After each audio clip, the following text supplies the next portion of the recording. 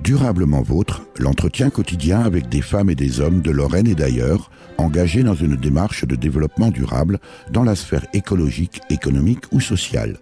Lorsque parfois leur action se situe à l'intersection des trois sphères, elle ou il nous ouvre alors la voie d'un autre monde possible, vivant, viable et vivable. Durablement Vôtre, en partenariat avec les radios associatives de Lorraine. Aujourd'hui, nous évoquerons le sens de la vie. À la question « Y a-t-il une vie après la mort ?», Pierre Rabhi a coutume de dire que la vraie question est « Y a-t-il une vie avant la mort ?» Tant notre société tente de nous enfermer dans des boîtes tout au long de notre existence. Parfois, certains d'entre nous refusent ce modèle présenté comme une fatalité et agissent à leur manière pour changer la marche du monde. Très vite, la société les taxe alors d'activistes. Nous sommes avec l'un d'entre eux particulièrement engagé contre le projet de poubelle nucléaire de Bure, dans la Meuse. Éric Mutschler, Durablement Vôtre. Loïc Schneider, bonjour. Bonjour. Loïc Schneider, je vous ai déjà reçu au micro de Durablement Vôtre, c'était le 30 mai 2016, et je vous avais présenté alors comme étudiant, activiste et poète. En préparant cette émission, lorsque je vous ai demandé comment je pouvais vous présenter cette fois, vous m'avez répondu « ancien étudiant en droit, maraîcher et futur ouvrier ». Qu'en est-il au juste ? Oui, ça a pas mal évolué entre-temps, tout simplement parce que par rapport aux études de droit, avec tous les procès que j'ai eus, ça m'a pas mal fait des coups. Notamment, il faut savoir que dès la première interpellation que j'ai eue, en fait, j'avais mes examens quelques semaines après, et ça m'avait beaucoup troublé, donc ça m'a complètement bouleversé. Après, c'est au fil des lectures et des réflexions que j'en suis allé à finalement vraiment quelque chose que je voudrais faire de concret, qui est la base de la société, qui est tout ce qui est le métier de la paysannerie et le métier ouvrier. Ce qui me semble le plus palpable et le plus intéressant où j'ai envie de... Alors, on y reviendra bien sûr tout au long de cet entretien. Je me suis dit que c'est pour ne pas vous rattacher à une école, je veux dire une école de pensée, qu'à la place du propos d'un philosophe ou d'un politique quelconque, vous avez choisi ça, Loïc Schneider.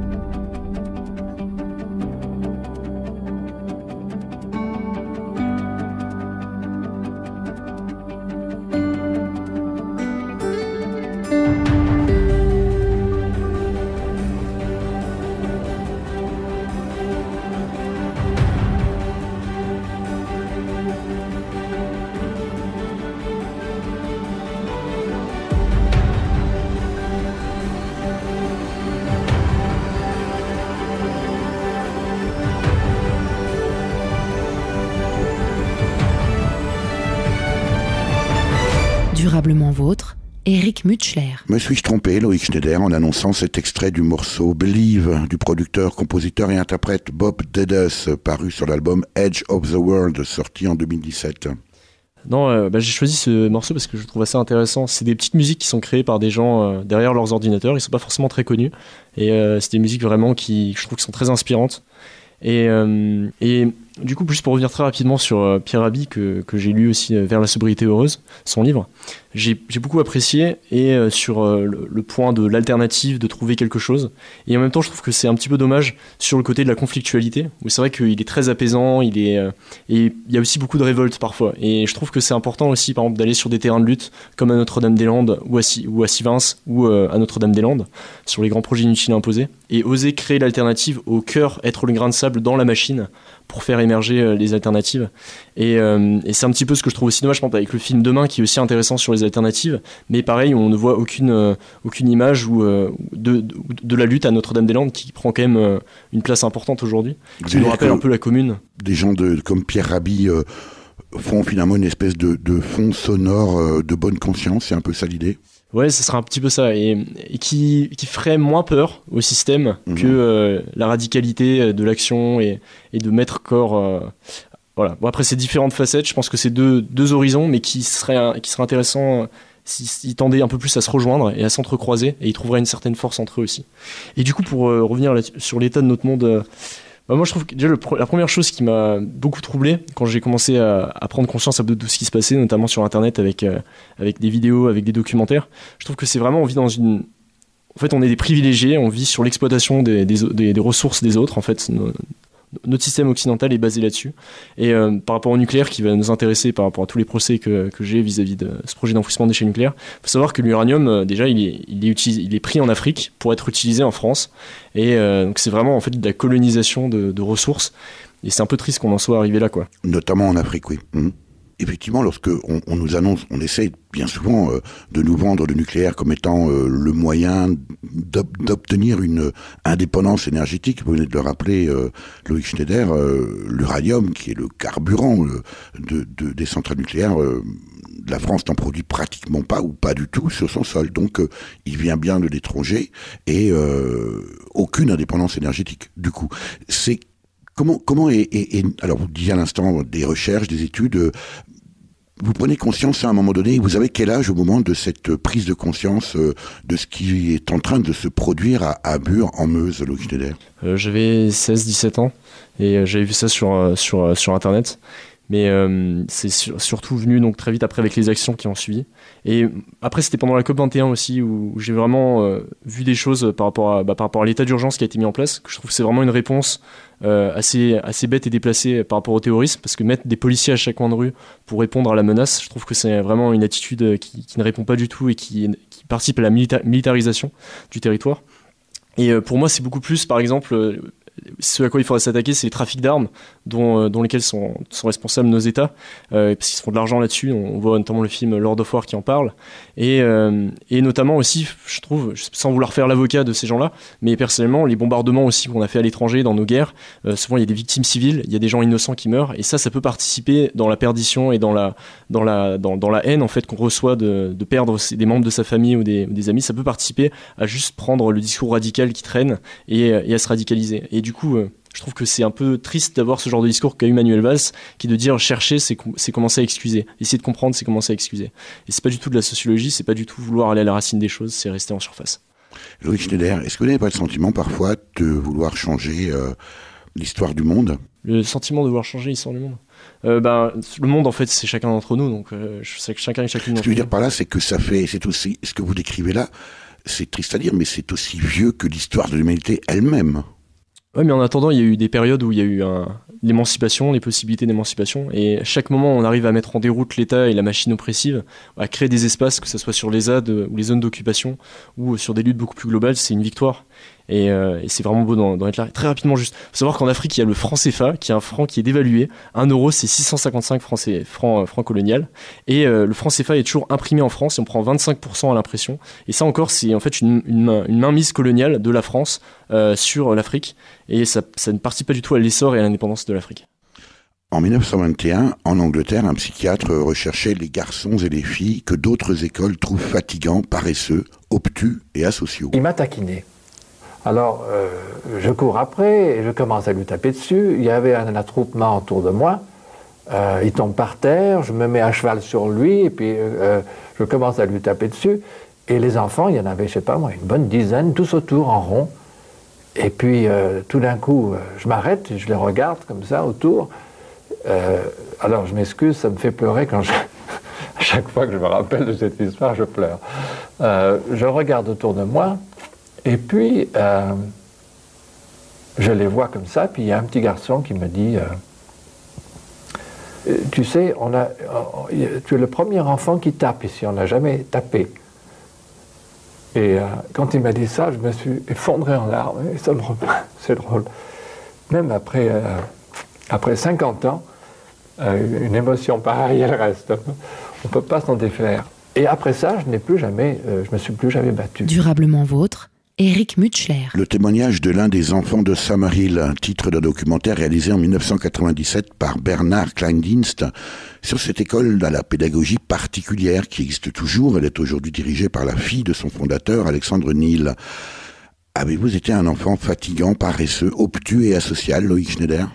Pas vraiment, mais j'ai plutôt vu par exemple ces scènes. Je me rappelle quand j'étais au collège, à un moment donné dans la cour de récréation, il y avait une bagarre et tout le monde était autour et applaudissait comme si c'était un spectacle alors qu'ils étaient en train de saigner et de se mettre à sang. Et moi quand j'ai vu cette scène, j'ai juste voulu intervenir, je me suis mis entre les deux, j'ai essayé de les séparer. Et en fait c'est un peu, l'école a cette faculté de déresponsabiliser l'individu, déresponsabiliser l'enfant pour laisser ça au professeur ou laisser ça au surveillant, au directeur. Et là dans cet extrait on voit bien en fait que cette personne elle a été changée non pas parce qu'elle a été punie face à sa violence, mais parce qu'elle a eu un regard, une compréhension de l'amour.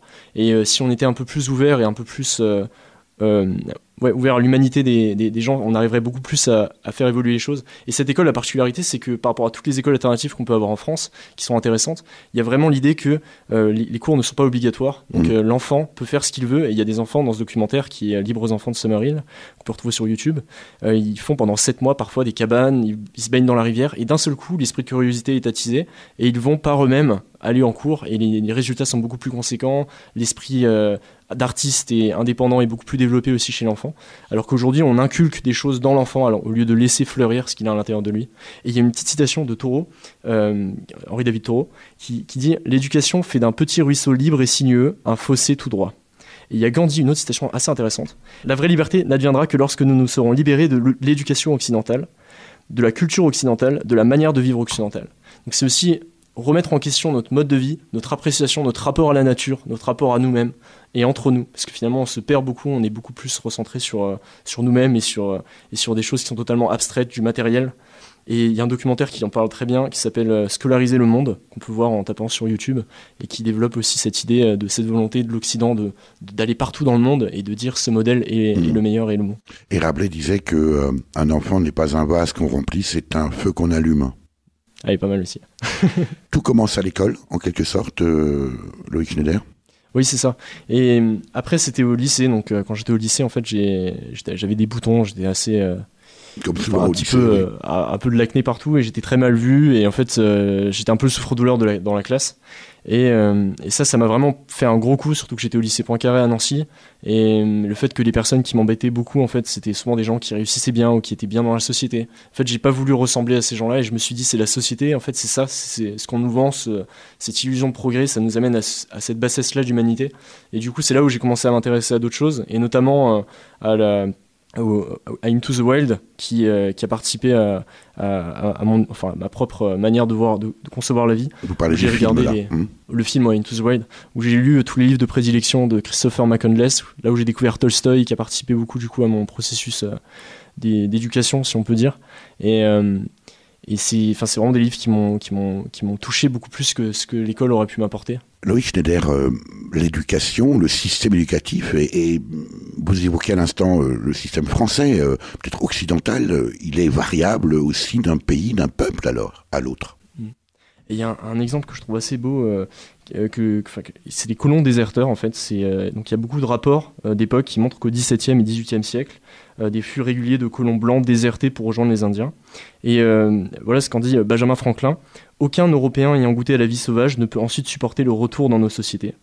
Également, quand un enfant indien a été élevé parmi nous, qu'il a appris notre langage et s'est habitué à nos coutumes, s'il retourne voir sa famille, ne serait-ce qu'une fois, on ne pourra jamais le persuader de revenir. Et ce n'est pas inhérent aux Indiens, mais aux hommes. Quand les Blancs des deux sexes ont été faits prisonniers jeunes par les Indiens et ont vécu un certain temps parmi eux, même s'ils sont rachetés par leurs amis et traités avec toute la tendresse imaginable pour les convaincre de rester parmi nous, en très peu de temps, ils se dégoûtent de notre manière de vivre et tout le travail et peine qui sont nécessaires pour l'entretenir, et prennent la première bonne occasion de s'échapper de nouveau dans les bois. Impossible de le récupérer.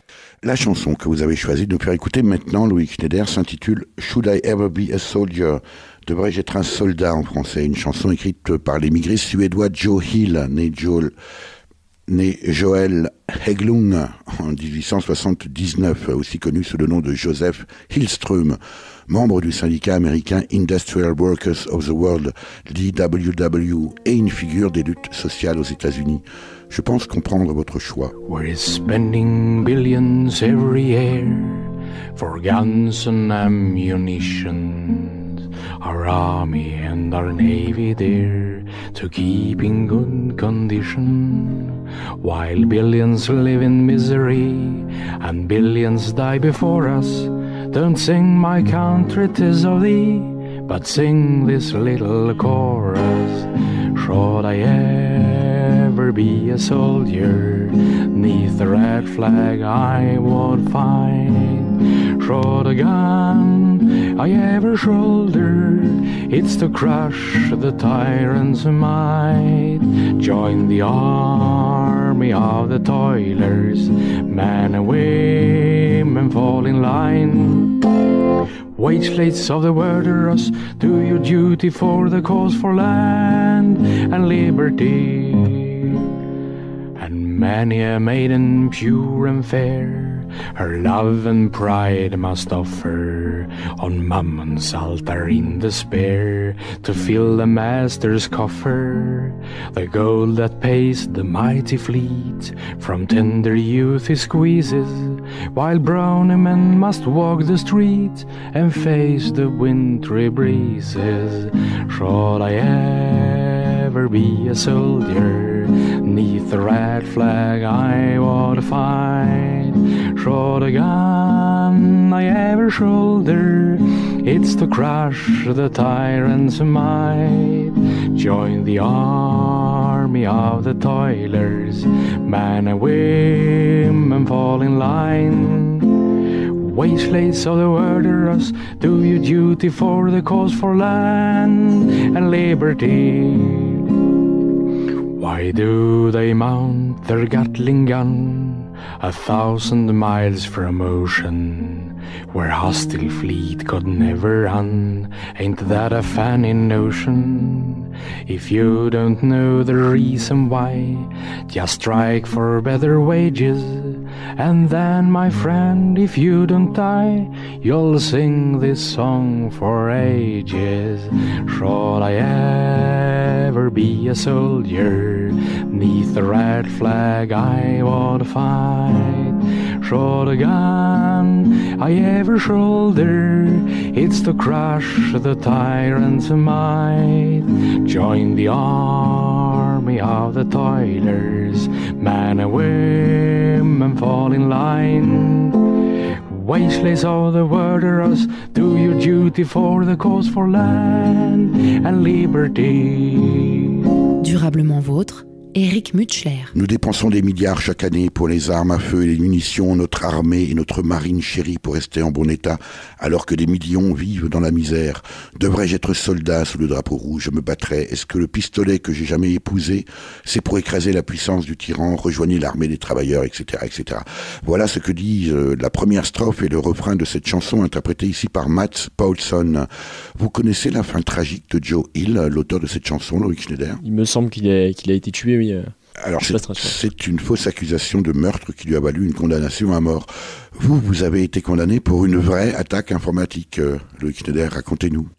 Et d'ailleurs, donc, la fin de sa chanson, c'est « Esclaves de tous les pays, levez-vous pour la terre et la liberté ». Et ça fait vraiment le lien. Donc, là, en fait, c'est vraiment ce projet d'enfouissement de déchets nucléaires, c'est vraiment une atteinte en fait, à la terre, une atteinte à la vie. Et c'est contre l'ANDRA, le projet d'enfouissement de déchets nucléaires. Il faut savoir que ces gens-là, en fait, qui mettent ces déchets dans le sol, c'est les mêmes qui, en plus de prendre l'uranium en Afrique pour l'utiliser chez nous, ont renvoyé les déchets pendant longtemps en Somalie, où il y a déchets toxiques en Somalie, l'eutropiraterie, un documentaire d'Arte qui en parle, où il y a 30 ans, ils les balançaient dans l'océan Atlantique, et la seule limite à cette folie, ça n'a pas été leur propre réflexion, mais la mobilisation des gens qui ont montré et qui ont filmé, et ces images ont fait le tour du monde, et du coup c'est face à la pression qu'ils ont dû rechanger. Maintenant ils décident donc de les mettre sous terre. Et ils ont échoué à plusieurs autres endroits dans d'autres régions, et ils y arrivent ici parce qu'ils donnent 30 millions d'euros chaque année au Conseil général de la Meuse et de Haute-Marne qui participent le moteur du consentement en fait ici c'est l'argent, c'est pas une réflexion, c'est pas une décision commune humaine en fait pour l'humanité. Et donc tout ça m'avait révolté derrière mon ordinateur, et j'ai commencé à faire des attaques en rejoignant la nébuleuse Anonymous qui est un groupe de hackers. Et donc suite à ça, il y a eu des attaques en décembre 2014 où on demandait donc en attaquant le Conseil général de la Meuse, la tenue d'un référendum à l'époque, parce qu'il avait été ignoré en 2006, malgré une pétition de 50 000 signatures, qui est quand même 25% du corps électoral meusien, des gens qui votent. Et on demandait juste ça, et puis on continue à faire des attaques sur le site de l'ANDRA également. Et donc c'est la DGSI qui a fini par venir chez moi à 6h du matin. DGSI? La Direction Générale de la Sécurité Intérieure, c'est la police à un niveau assez élevé. Ils étaient 7, ils sont venus rentrer assez vite, mon père a fait un malaise, ils sont rentrés dans ma chambre. Ils m'ont réveillé, ils ont commencé la perquisition. J'ai eu 48 heures de garde à vue qu'ils ont rallongé parce que je voulais pas donner les informations qu'ils voulaient. J'avais pas pris d'avocat et du coup ils se sont permis un petit peu des petites pressions. À un moment donné, ils me disaient qu'on est là pour ton bien, pour te remettre sur le droit chemin. Mais en même temps, ils étaient prêts. À un moment donné, il m'a dit, tu sais, je suis quelqu'un de sympa, mais si on m'énerve, je peux être violent. Alors moi je lui ai dit, mais attendez, vous êtes là pour mon bien, mais vous êtes quand même prêt à me frapper. Finalement, il m'a pas frappé, même si je sais que ça se fait dans certaines auditions. Mais à un moment donné, ils sont allés à un point où ils ont fait pression sur mon meilleur ami en montrant une photo lors d'un montage vidéo que je faisais avec le masque, en disant c'est qui cette personne. Et du coup, ils m'ont dit, on veut savoir les informations. Et en fait, cette photo elle a été prise depuis la webcam de mon ordinateur. Et c'est vraiment une atteinte à la vie privée, surtout qu'à l'époque, je faisais que des vidéos et je faisais pas du tout d'action. J'étais pas du tout encore lié ou affilié à des actions. Et face à ça, en fait, je leur disais, mais attendez, c'est mon ami, je comprends pas pourquoi lui il cherchait. Et ils me font, vraiment, c'est une atteinte à la vie privée. Mais et ils m'ont dit, oh tu sais, t'inquiète pas, c'est pas pour te voir nu sous ton duvet. Et ils rigolent pendant plusieurs secondes. Et quand ils ont dit ça, en fait, je me suis vraiment senti touché dans mon intimité, parce que c'est un problème que beaucoup de jeunes ont aujourd'hui avec la pornographie, avec ces choses-là. Et moi, malheureusement, j'étais dedans. Et en fait, le fait qu'ils savaient que j'étais, le fait que je sache qu'ils m'ont vu nu en train de masturber, c'est sûr, c'est pas une grande nouvelle qui ferait scandale, mais je veux dire, c'est quand même quelque chose où on est touché dans notre intimité. Et ça, en fait, ils ont utilisé pour faire pression. Et du coup, ils ont dit, alors c'est qui cette personne? Je dis, c'est Romain Bram, mon meilleur ami. Alors comme ça, t'es prêt à balancer ton meilleur pote, mais t'es pas prêt à me donner des informations sur des gens que tu connais même pas. Et je leur ai dit, mais attendez, si je vous dis ça, c'est que je sais qu'il y a rien à voir, et je suis sûr que vous le savez aussi. Ils me font peut-être, mais en entendant avec cette photo, on a code poursuivre pour complicité, d'attaque informatique. Et du coup, j'ai décidé de donner les informations parce que lui, il n'avait rien à voir avec tout ça, et il ne partageait pas forcément mes opinions. Et du coup, j'ai pas voulu, et malheureusement, on a l'avantage de pas se connaître entre nous. Mais j'ai donné un témoignage à charge qui a permis de charger un pseudonyme. Ils avaient déjà fait le rapprochement entre le pseudo et l'identité. Loïc Schneider, lorsque vous menez cette attaque informatique qui a bloqué pendant quelques temps le site informatique, le site web du conseil départemental, on peut dire que vous êtes dans une forme de douce naïveté finalement, et que cette expérience d'interpellation assez brutale, assez violente que vous venez de nous décrire, c'est un choc pour vous? Ouais, c'est un choc, surtout que... En fait, après on m'a dit pendant le procès, vous savez, vous pouvez faire des manifestations, c'est ce que j'ai fait du coup, et bon, j'ai fait des manifestations et j'ai fini par avoir un nouveau procès, parce que j'ai fait des manifestations. Et ils m'ont quand même mis donc 4 mois avec sursis qui ont été reconfirmés aujourd'hui, et autour de 7 000 € d'amende. Et j'ai quand même eu la reconstitution de mon matériel informatique finalement, qui avait été pris à l'époque. Alors, vous avez fait l'objet d'un deuxième procès que vous qualifiez d'acharnement judiciaire et policier pour la raison qu'explique maître Étienne Ambroselli, votre avocat. En raison de ce principe fondamental qui est le non bis in idem, c'est-à-dire on n'a pas le droit d'être condamné 2 fois pour les mêmes faits.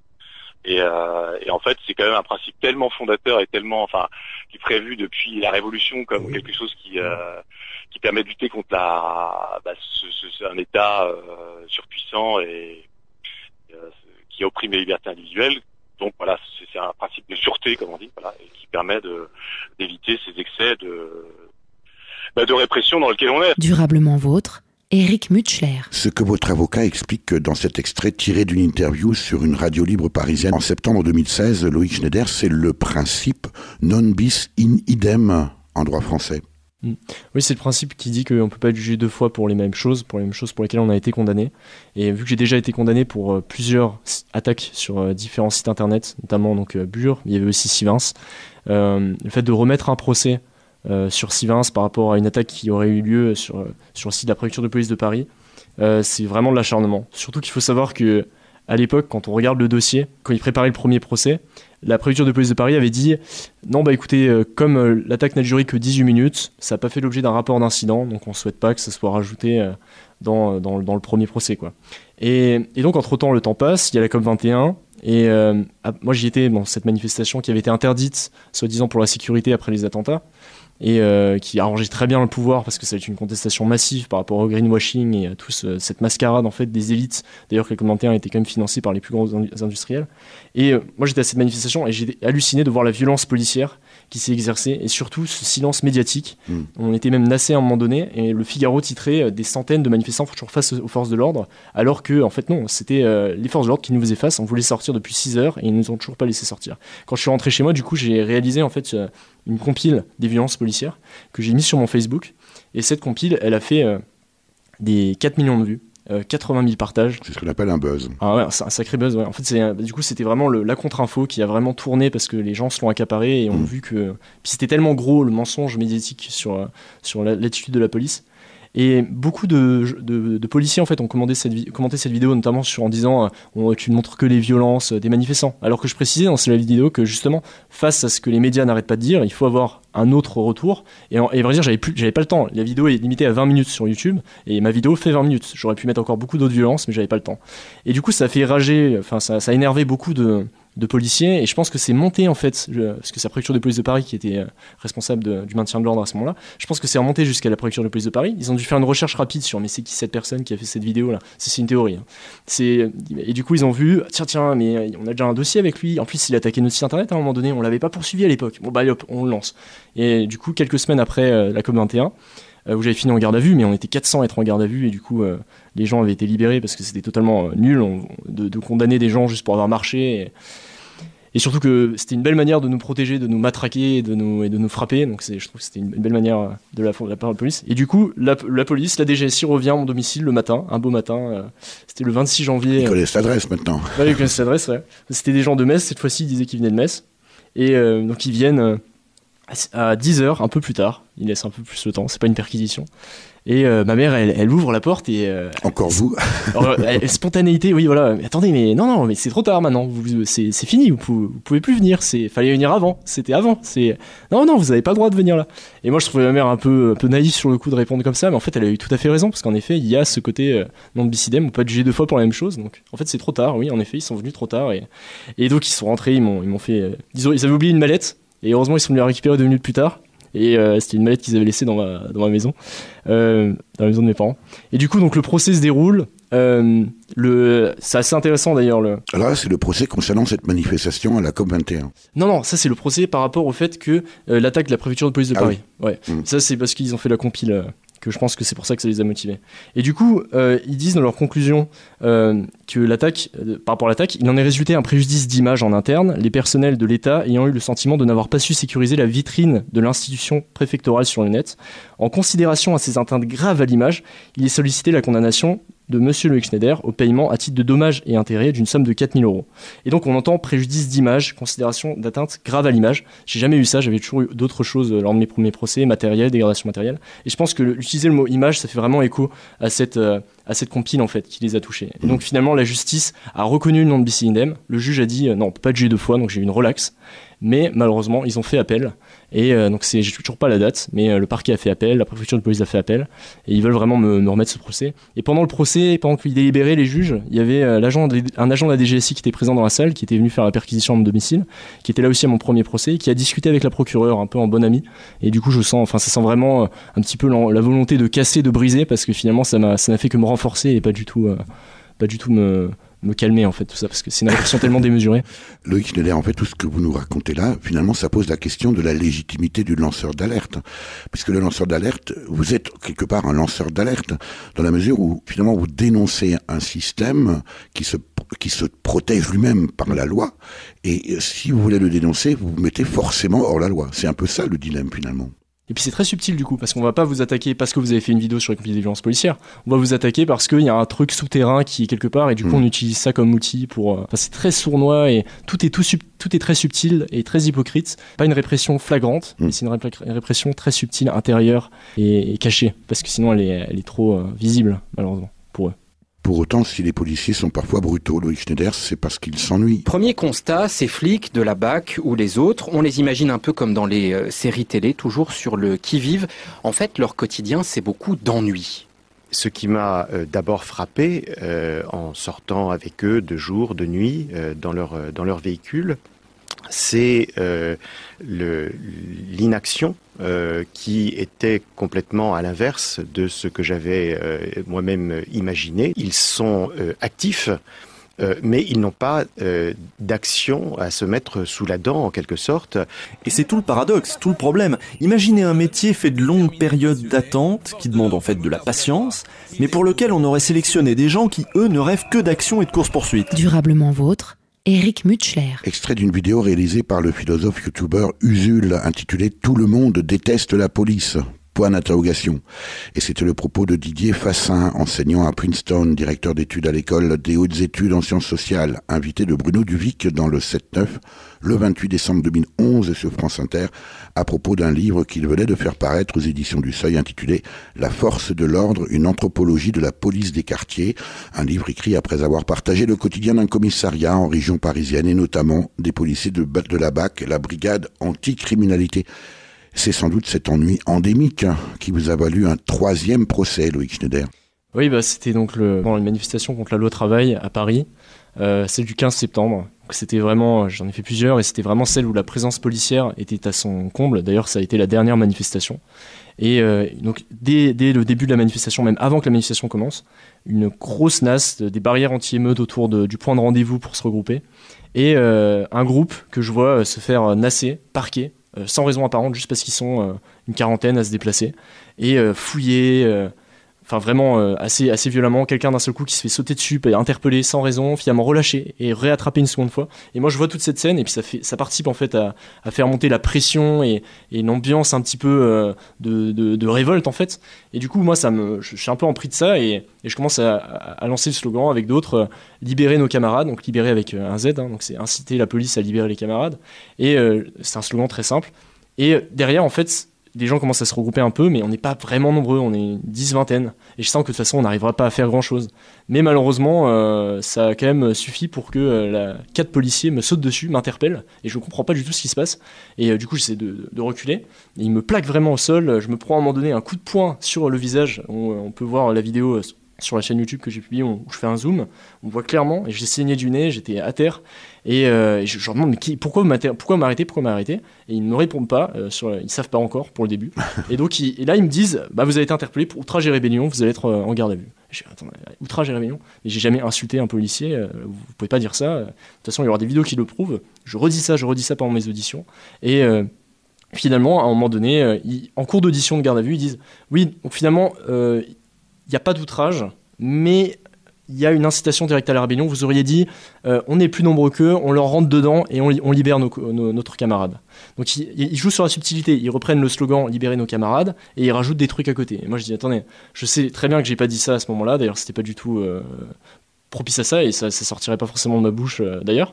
Donc je redis, mais pour autant ils le gardent, cette incitation directe à la rébellion. Et heureusement toute la scène a été filmée donc par un caméraman qui fait d'ailleurs un film sur la jeunesse, sur les mouvements sociaux avec Nuit debout et la loi travail, le jour et la nuit. Et il a filmé toute cette scène, et donc on voit dès le début ma présence où je viens et où je me fais interpeller. Et tout a été analysé minutieusement, et jamais je n'ai dit d'incitation directe à la rébellion, jamais je n'ai dit on leur rentre dedans, jamais je n'ai fait d'outrage, et ça a été reconnu par le procureur le jour du procès, mais j'ai quand même été condamné pour la rébellion. Donc on arrive quand même à quelque chose d'assez magnifique, magique, qui est que je me fais condamner alors qu'il n'y a aucun motif d'interpellation. C'est comme si dans la rue vous vous baladiez, 4 policiers vous sautent dessus, vous frappent, et vous prenez un procès pour rébellion parce que vous avez voulu reculer à un moment donné. On voit très bien sur la vidéo que j'ai pas essayé de donner en plus de coups à un policier. Donc on est quand même sur un niveau totalement dingue. Il faut savoir que l'outrage et rébellion, c'est quand même quelque chose d'assez courant chez les forces de l'ordre. Il y en a eu 20 000 par exemple en 2012, des outrages et rébellions, et il y a 5 cabinets à Paris qui se partagent essentiellement la défense des policiers, et donc c'est un business quand même de 2,5 millions d'euros, donc c'est un sacré truc, et ils ont d'ailleurs touché ces dédommagements, donc 501 € pour le policier. Cela et étant, 600 € pour l'État. Loïc Schneider, vous en êtes à ce stade à votre 3e procès. Là, du coup, vous n'êtes plus dans cette naïveté initiale, vous commencez à comprendre un peu le principe. En même temps, on comprend pourquoi, après tout, vous gênez, puisque vous contrecarrez, à travers notamment les publications de vidéos sur les violences policières que vous dénoncez dans les réseaux sociaux, vous contrecarrez ce silence médiatique, finalement.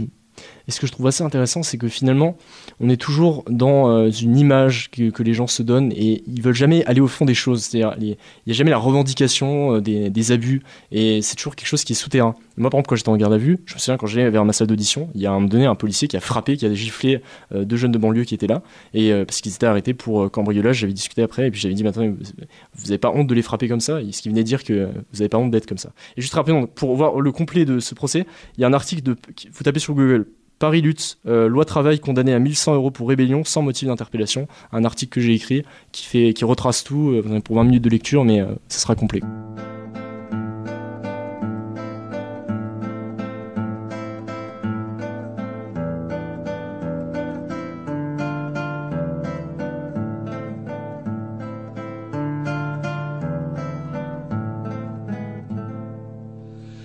temps où je n'étais qu'un gosse, mon grand-père me disait souvent, assis à l'ombre de son porche, en regardant passer le vent: petit, vois-tu ce pieu de bois auquel nous sommes tous enchaînés? Tant qu'il sera planté comme ça, nous n'aurons pas la liberté. Mais si nous tirons tous, il tombera. Ça ne peut pas durer comme ça. Il faut qu'il tombe, tombe, tombe. Vois-tu comme il penche déjà? Si je tire fort, il doit bouger. Et si tu tires à mes côtés, c'est sûr qu'il tombe, tombe, tombe. Et nous aurons la liberté. Petit, ça fait déjà longtemps que je m'y écorche les mains, et je me dis de temps en temps que je me suis battu pour rien. Il est toujours si grand, si lourd, la force vient à me manquer. Je me demande si un jour nous aurons bien la liberté. Mais si nous tirons tous, il tombera. Ça ne peut pas durer comme ça. Il faut qu'il tombe, tombe, tombe. Vois-tu comme il penche déjà? Si je tire fort, il doit bouger. Et si tu tires à mes côtés, c'est sûr qu'il tombe, tombe, tombe. Et nous aurons la liberté. Puis mon grand-père s'en est allé, un vent mauvais l'a emporté, et je reste seul sous le porche à regarder jouer d'autres gosses, dansant autour du vieux pieu noir où tant de mains se sont usées. Ils chantent des chansons d'espoir qui parlent de la liberté. Oh, si nous tirons tous, il tombera. Ça ne peut pas durer comme ça. Il faut qu'il tombe, tombe, tombe. Vois-tu comme il penche déjà? Si je tire fort, il doit bouger. Et si tu tires à mes côtés, c'est sûr qu'il tombe, tombe, tombe. Et nous aurons la liberté. La, la, la.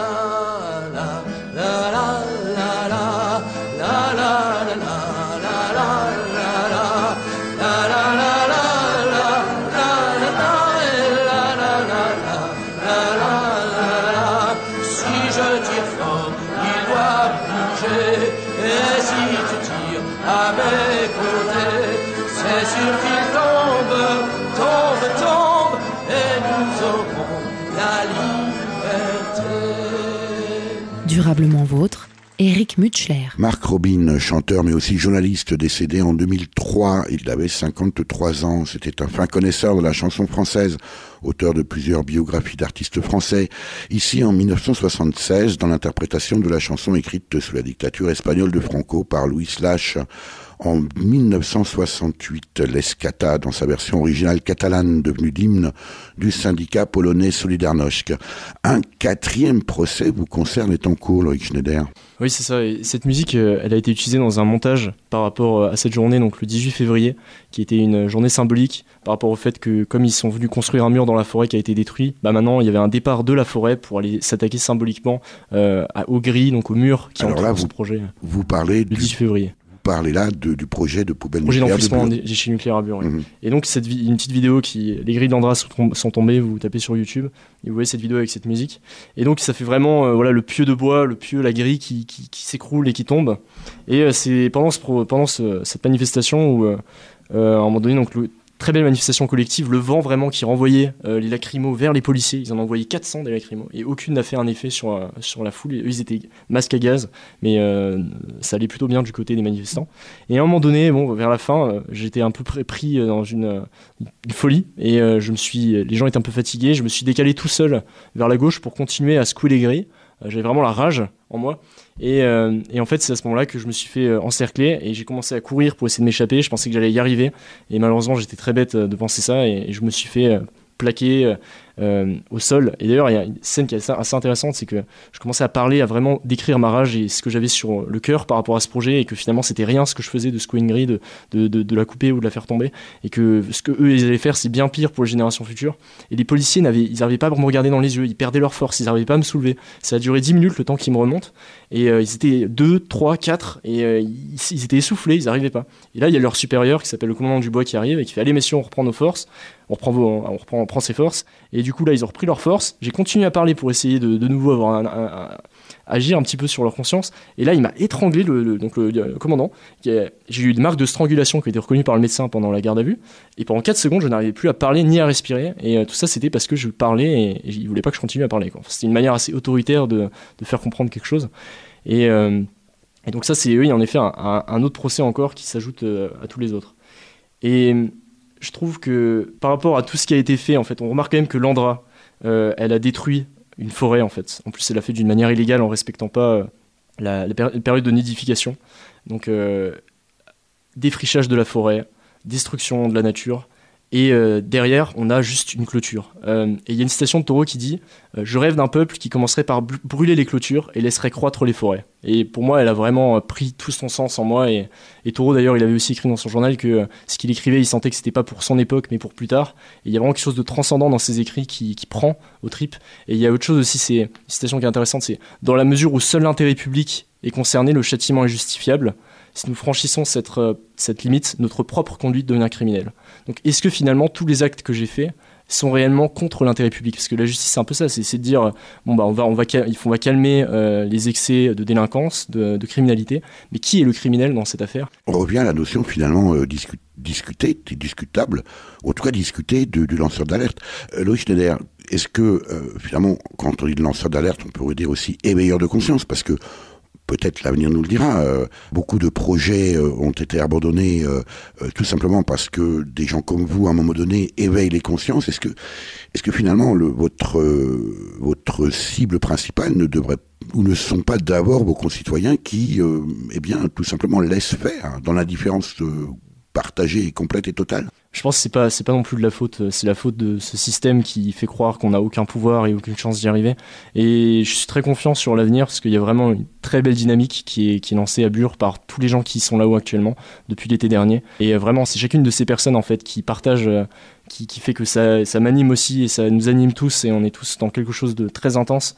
Et je suis vraiment très confiant et à vrai dire, personnellement, je pense qu'on va y arriver.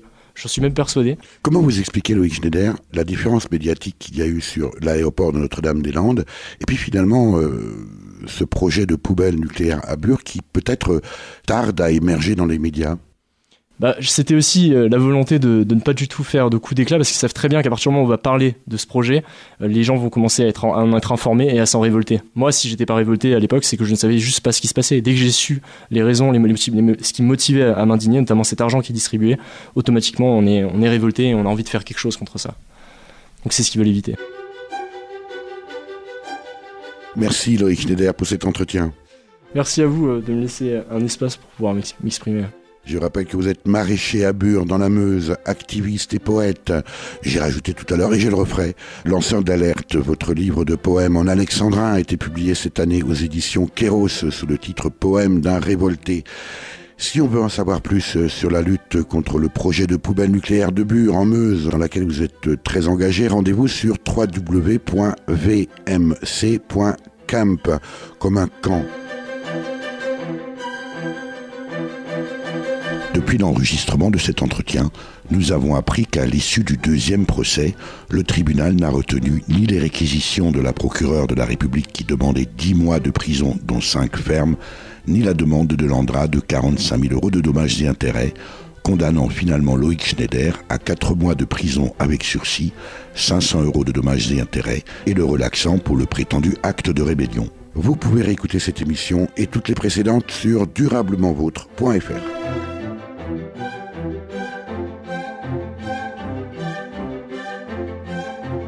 Pour réagir à cette émission, nous proposer des invités ou des sujets, écrivez-nous à contact@durablementvôtre.fr.